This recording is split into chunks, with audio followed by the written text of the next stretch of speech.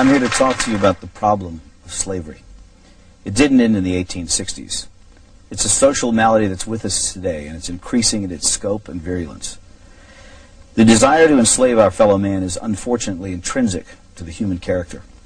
It has been with us since the beginning of time, on every continent and in virtually every culture, from ancient Egypt to Babylon to Greece and Rome, Africa, Asia, Europe, and the United States.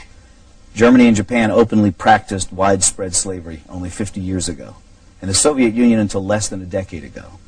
China even today. It's a disease of our human nature, and yet people are under the impression that it no longer exists. I say to you that in a subtle form it exists in America today, and it's becoming less subtle and more manifest. Madison Avenue has just cleaned it up a little bit, dressed it up in new words. The slave master is now Big Brother, someone to protect you, someone to confide in. But it's all the same. He owns your life. Now, this may sound far-fetched, but I think I can prove it. When the IRS allows you a tax deduction, they and their congressional collaborators and the media call it a tax subsidy. In other words, they designate it as a gift to you, a subsidy. The only way they could conceive this terminology is by presupposing that they, i.e. the government, own all the money. Their view is that they're entitled to it all, that which they allow you to keep is their compassionate and generous gift to you. How can this be? You create the money by your efforts, your sacrifice, your creativity, your risk-taking. So how can it belong to them? It's very simple. They own you. They own everything you produce, your money, your house, your thoughts and ideas, your children. If you go to a foreign country to work, you still have to pay the U.S. income tax.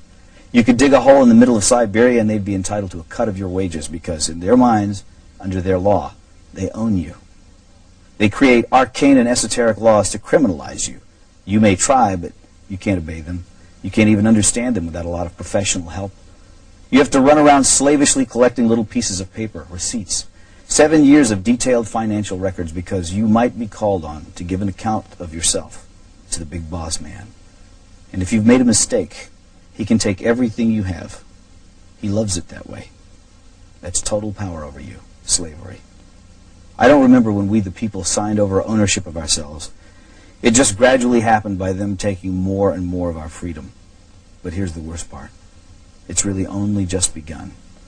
In this modern age, the information age, getting your money is not enough, even though money, don't let anyone deceive you, is the material source of your freedom.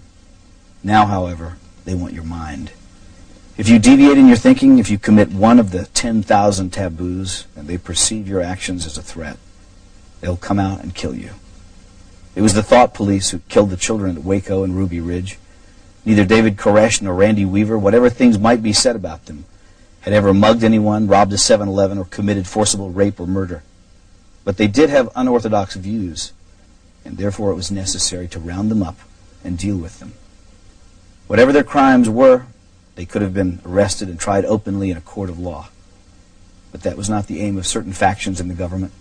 These statists wanted a massive demonstration of force to show who was boss. The penalty for resisting is death.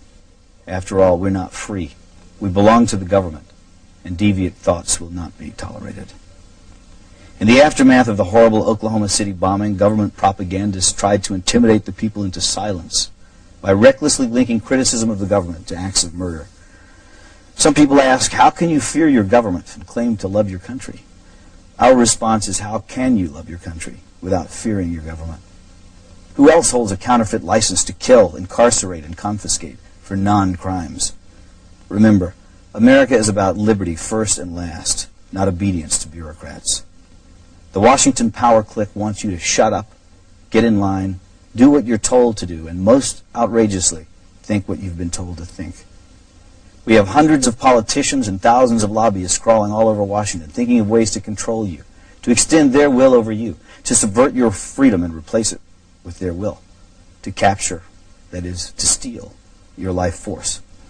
And so we should all be very angry, because anger is the engine that drives our will to resist.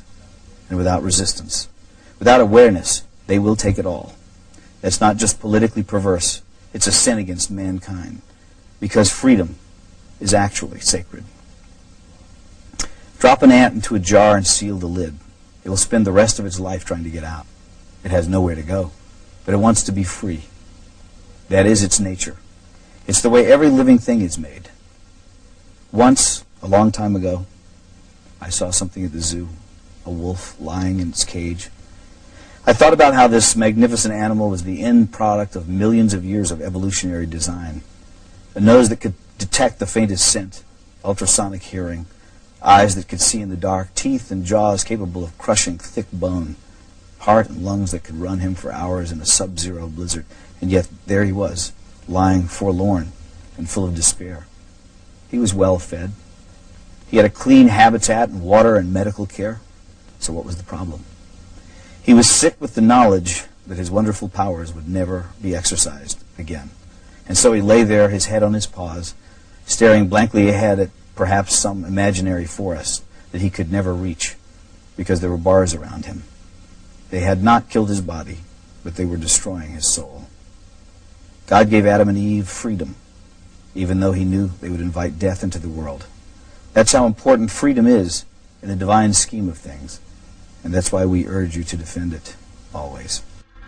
We've been fighting a long time, and we have all lost so very much, so many loved ones gone. But you are not alone. There are pockets of resistance all around the planet. We are at the brink. Above all, stay alive. You have no idea